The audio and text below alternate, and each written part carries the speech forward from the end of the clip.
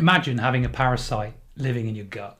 Imagine that it got there by eating undercooked meat, or by drinking contaminated water, or from gardening, or from your tropical holiday, or even as a result of one of your pets. Parasites sound a little bit yucky, and it's something that's not often talked about.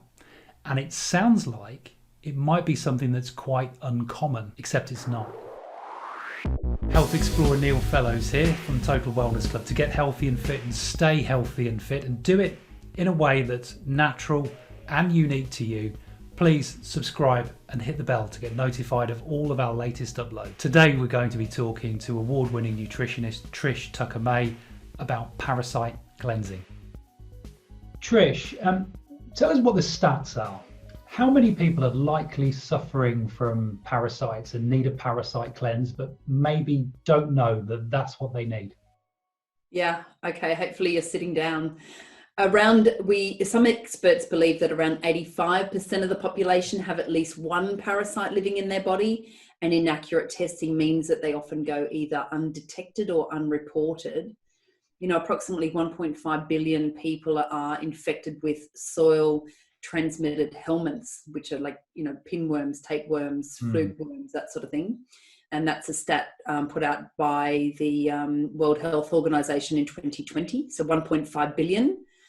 You know, Ascarius, it's a very common helminth, human infection up to 1.2 billion, and actually around 60,000 deaths annually.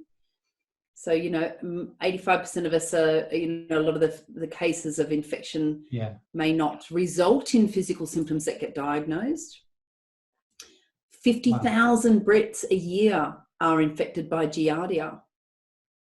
And that's a little bit old, that one. That's Food Standards Agency back in 2011. But, you know, even in 2015, we had 300,000 homes in Preston affected by a parasite in the water supply. Wow. Yeah. I would never have, and I've asked the question, but I had no idea the answer I was going to get back from you. Yeah. What would be some of the symptoms that people might be suffering? And how do we know it's true? I mean, because if you go to the GP isn't really saying to you, you have a parasite. Yeah, indeed. Look, some of the symptoms, and this is the difficulty because often it goes undiagnosed or it can be put down to something else. So some of these symptoms you could think, well, this could be anything. But when you look at the number of symptoms happening together, so, you know, and I always say to my clients, you know, the body whispers a long time before it starts to shout. So some of these are more whispers, and then I'll go through into some broader symptoms. But classic symptoms are dark circles under the eyes, red spots on the tongue, or the heat, the tongue showing heat or itchiness or irritation, pale face or anemia or low iron, itchy skin, jaw pain, a pillow that is stained yellow, teeth grinding, tension headaches, feeling agitated and anxious, and feeling unclean, and feeling, especially in children, right? If your child ever is very, very teary, but doesn't know what's wrong with them. But like if they say something like, I just don't know what's wrong with me, sort of deflection of it's not me. I don't know what's wrong with me. Something's overcoming me. And also particularly again in children, if they are craving, like if they have this insatiable appetite, particularly for sugar and particularly around the full moon, and they feel like it's not them that's craving it. It's like, I don't know what's wrong with me, sort of language, that can be a sign of an infestation. Certainly craving salt or sugar around the full moon. Rectal itching, of course, is a classic symptom. And you know, if and when you inspect your stool, which I do encourage everybody to do, if you do see pinworms in your stool, then you do, of course, have a big infestation. But sometimes flu-like symptoms, swollen lymph nodes, muscle aches and pains that last over a month.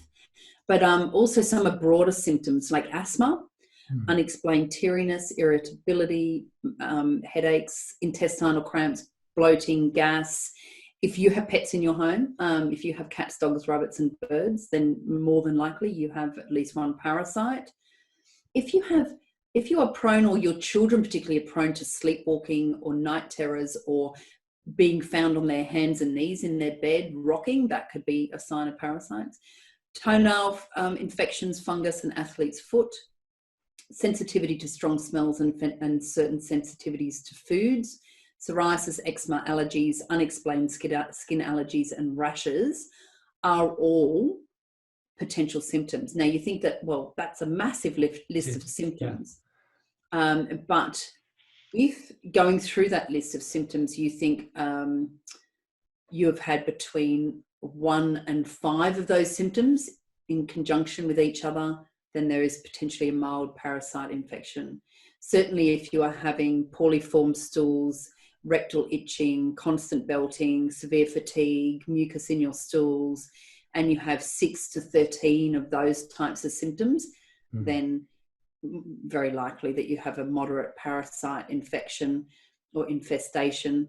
And certainly if you've been traveling abroad, if you've experienced diarrhea, vomiting bug traveling abroad, if you've eaten or you eat regularly smoked fish, raw fish and sushi, if you've lived overseas, if you've lived in a tropical region, if you've been exposed to unfiltered water or untreated water when traveling overseas and you've ended up sick, then that's really the embedding down of parasites, where they, you've been exposed, your body is trying to throw it off by vomiting and diarrhea, but in the meantime, those parasites are bedding down into tissues, creating a biofilm around them, and then they stay there and they cause all sorts of neurotoxins to be released, which causes then persistent joint pain.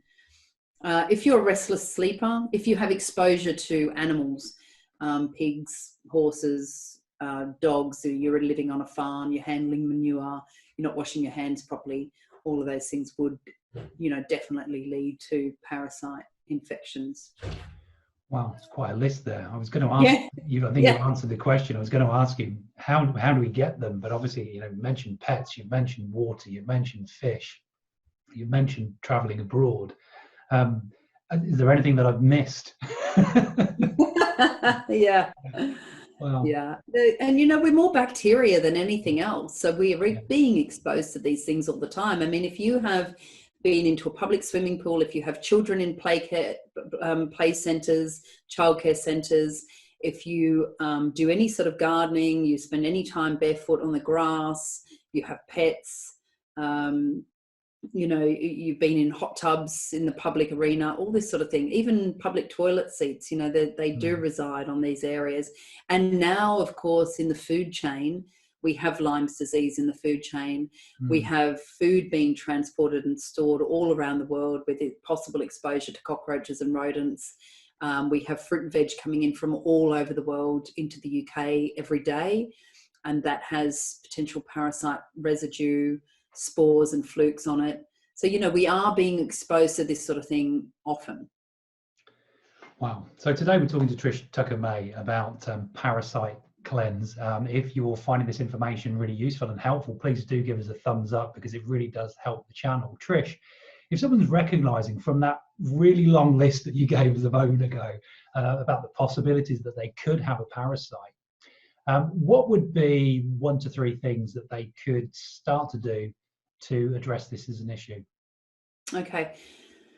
Certainly start to map your symptoms. So start to create a list of your symptoms. And I work with all my clients. I say, look, let's get all these body whispers, all these little niggles that seem so minor. When you get a long list of them and you realize that there's maybe 6 to 13 or more symptoms, then you start to see a little bit of a pattern. And, parasites can live up in our body for 30 to 40 years. We can be born in with them. So, first thing is create a list of the symptoms. And then we start to create maybe a score for the severity of the symptoms and map those symptoms alongside the moon cycle. Because what happens when, during the full moon, we have this a change in serotonin and melatonin levels that the body produces, and parasites have a serotonin receptor in them. So they become much more physically active over the course of the full moon. And therefore we may see more symptoms over the full moon. It's interesting that the word lunatic comes from the lunar cycle and parasites in the brain causing craziness, So someone's acting like a lunatic, they're prone to craziness, and that's where that word comes from. So certainly, firstly make a list of the symptoms, and then track the severity of those symptoms over the full moon. Now, certainly changing the diet to make sure that you have a first line of defense against parasites is really important, that we have good bile flow. Now, the liver and the gallbladder produce bile, and the bile needs to be flowing readily out of the liver, out of a good, resilient, healthy liver, in order as that first line of defense against parasites. So we want to make sure that the bile flow is good and the liver is not sluggish. So things that, of course, affect the liver: processed foods, sugars. Sugar is a big one that feeds parasites. So really reducing the amount of particularly refined sugars. Even too much fruit sugar can feed parasites.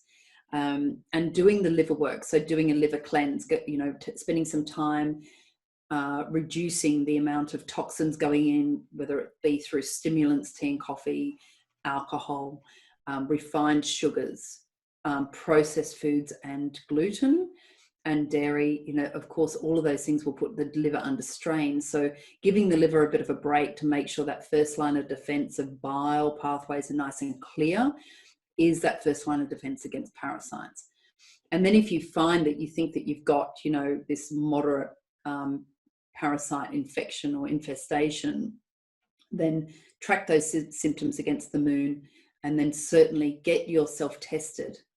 And that can be either through kinesiology. Kinesiology is fantastically accurate for detecting parasites, flukes, spores, worms in the gut or in other tissues. And also a comprehensive stool analysis will also generally pick up some parasites. But it always starts with mapping out those symptoms first to check with the severity of those symptoms. You mentioned liver cleanse there, and we recently recorded a video with you on liver cleanse. So what I'll do is I'll add a link to that so that people can see that video as well, so they've got the way of going about doing that.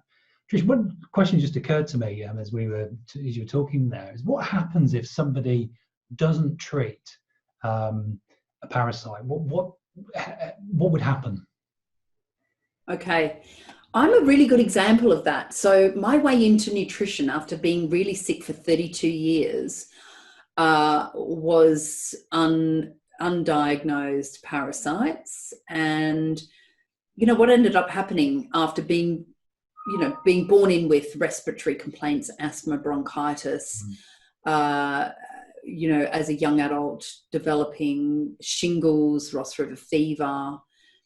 And at the age of 32, when I peaked at 12 anaphylactic episodes in 1 year, which required a ride in an ambulance or a rush to a hospital to get some adrenaline, or a 3-day stay in a hospital when I touched a tree in Greece, I was becoming so reactive to nasturtiums, blue cheese, which, if prone to mold, anyone who's prone to mold would react to anyway.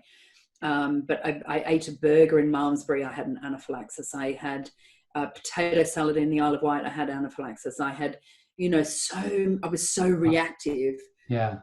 Picture of toxicity. So I was very, very close to the edge of life-threatening anaphylaxis.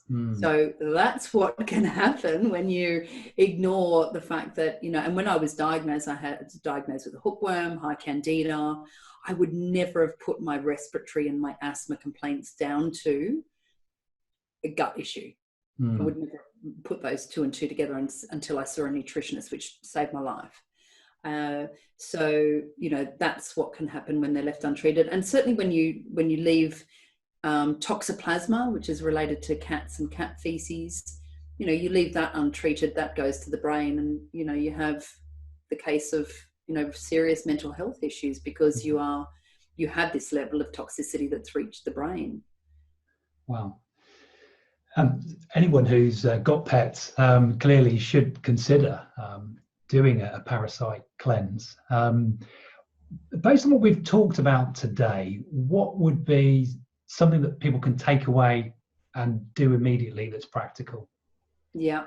Okay. So once again, like map your symptoms, get a list of your symptoms and start to track them according to the next full moon. So this next full moon coming up at the end of the month, if your symptoms are getting worse over that, what you can do, actually, you can put some tape over the anus and make sure, over the full moon period. Because what happens with pinworms particularly is they will travel out of the rectum and lay eggs in your sheets and then travel back in over the course of the full moon. They're pretty disgusting little creatures, really. And what type of tape are we talking about here, Trish? Are we talking? Yeah, just a small bit of masking tape or something that would stay in place. That would stop that, or then you would be able to see. And also with kids, I mean, it's been common with our kids. Mum, I've got an itchy bum. Right, bend over, get a torch, have a look. At night time, can you see any worms? Check your stool. If you can see some worms, then you do have an infestation. So firstly, check your symptoms, get a list of your symptoms and see if they're worse over the full moon.